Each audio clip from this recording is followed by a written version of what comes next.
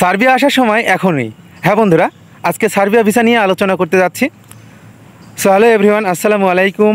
আশা করি সকলে ভালো আছেন। বলছিলাম সার্বিয়া ভিসা নিয়ে।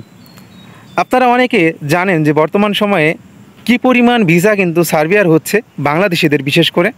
এবং বর্তমান সময়ে যদি একটি দেশ নিয়ে আমরা চিন্তাভাবনা করি, যদি ইউরোপের কোনো দেশ নিয়ে চিন্তাভাবনা করি, তবে সার্বিয়ার নামটি কিন্তু প্রথমে আসে। অর্থাৎ বর্তমানে যদি খুব অল্প সময়ে অল্প বাজেটে যদি একটি দেশের কথা চিন্তা করি, সেটা হচ্ছে সার্বিয়া।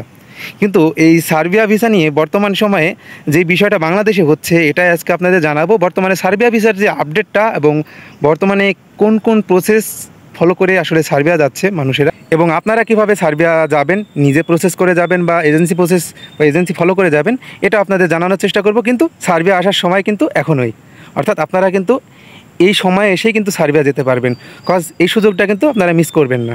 বর্তমানে একটি কথা শুনছি যে সার্বিয়াতে নাকি বডি কন্ট্যাক্টের ভিসা হচ্ছে। আপনারা এই বিষয়টা নিয়ে কিন্তু অন্ততপক্ষে সকলে জানেন যে সার্বিয়া যেতে হলে যে কোন কোন ওয়ে, কোন কোন প্রসেস ফলো করতে হয়। আপনারা কিন্তু আমাদের থেকেই পিএইচডি করা, কজ দেখেন যে বেশ কিছুদিন যাবত, অর্থাৎ এই বছরের প্রথমের শুরু থেকে যদি আপনারা চিন্তা করেন, বর্তমান এই যে অগাস্ট মাস চলছে, এই সময় পর্যন্ত কি পরিমাণ ভিসা সার্বিয়ার জন্য ইস্যু হয়েছে বাংলাদেশিদের, এবং দেখেন যে ভবিষ্যতেও কি পরিমাণ ভিসা হবে, এটা আপনারা অন্ততপক্ষে আইডিয়া করেই ফেলেছেন।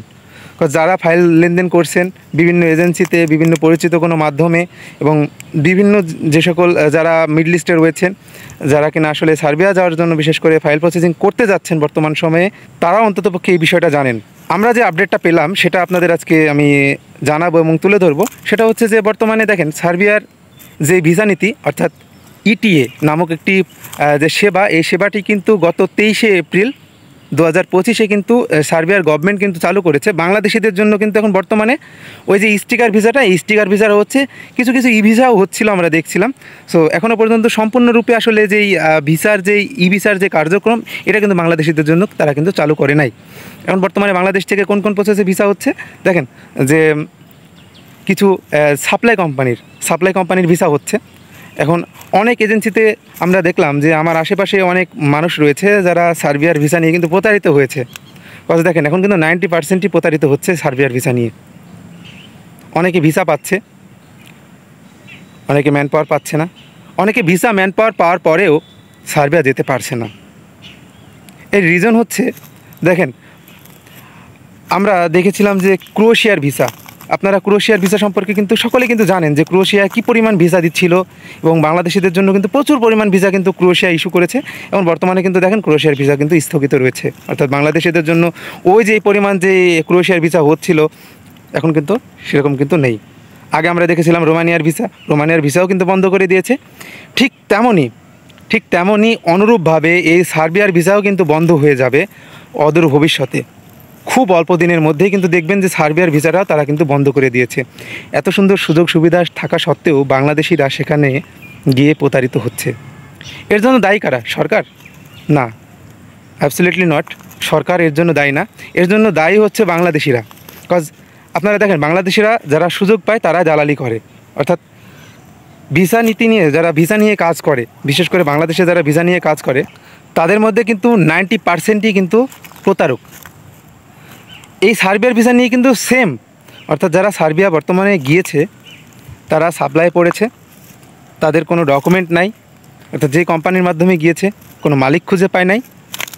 অনেকে কিন্তু হতাশাগ্রস্ত, অনেকের টাকা পয়সা বেশি, তারা কিন্তু আশেপাশে যেরকম সেনজেনের দেশ, অর্থাৎ সেনজেনে কিন্তু মুভ করেছে, চলে গিয়েছে অবৈধভাবে। ঠিক তেমনই এখন কিন্তু এই বিষয়টা চলছে যে সার্বিয়ার ভিসা নিয়ে অনেকে বাংলাদেশ থেকে যাচ্ছে, কিন্তু সেখানে কিন্তু প্রপার যে ডকুমেন্টটা, এই ডকুমেন্টটা পাচ্ছে না। আবার অনেকে ডকুমেন্ট পেয়েও কিন্তু কাজ করতে পারছে না। সো সব দিক থেকে কিন্তু এখন বর্তমান সময় কিন্তু এই সার্বিয়া ভিসা নিয়ে কিন্তু নয়ছয় চলছে বাংলাদেশে।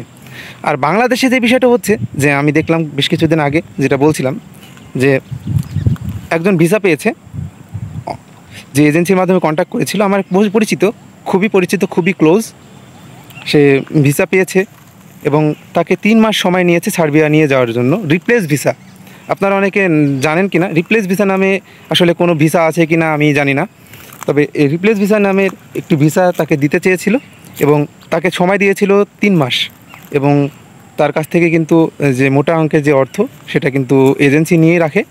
এবং 6 মাস আপ হওয়ার পরেও তাকে একটি ভিসার স্টাম্পিং দিয়েছিল, অর্থাৎ তাকে কিন্তু ভিসার একটা কপি এটা কিন্তু দিয়েছিল এজেন্সি, এবং তাকে বলেছিল যে ম্যান পাওয়ার ছাড়াই সার্বিয়া পাঠাবে, অর্থাৎ বডি কন্ট্যাক্ট। এখনও 6 থেকে 7 মাস অর্থাৎ 8 মাস হতে চললো, এখনও পর্যন্ত সে সার্বিয়া যেতে পারেনি। অর্থাৎ এখন সার্বিয়ার যে স্টিকার ভিসা নিয়েও কিন্তু বর্তমানে আপনারা জানেন যে কী পরিমাণ আসলে নয়ছয় চলছে, এবং খুব মানে দুর্নীতি চলছে এই সার্বিয়ার ভিসা নিয়ে। সো আপনারা খুব সাবধানে ফাইল লেনদেন করবেন, এবং সার্বিয়ার ভিসা নিয়ে বিশেষ করে যারা বর্তমানে ফাইল দিবেন ভাবছেন, অবশ্যই একটু চিন্তা ভাবনা করে ফাইল জমা দেবেন। আর যারা দিয়েই ফেলেছেন তারা অবশ্যই অনলাইন অ্যাপ্রুভালে ছাড়া কিন্তু আসলে টাকা পয়সা কোনো প্রকার লেনদেন করবেন না।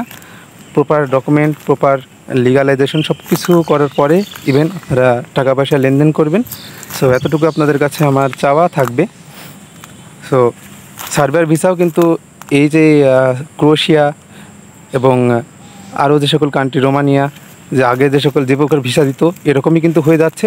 সো এখন কিন্তু সময় সার্বিয়া যাওয়ার, তাই যারা সার্বিয়া যেতে আগ্রহী বর্তমান সময়ে, তারা প্লিজ একটু সতর্কতার সাথে ফাইল লেনদেন করবেন এবং নির্ধারিত প্রসেস ফলো করে আপনারা ফাইল লেনদেন করবেন।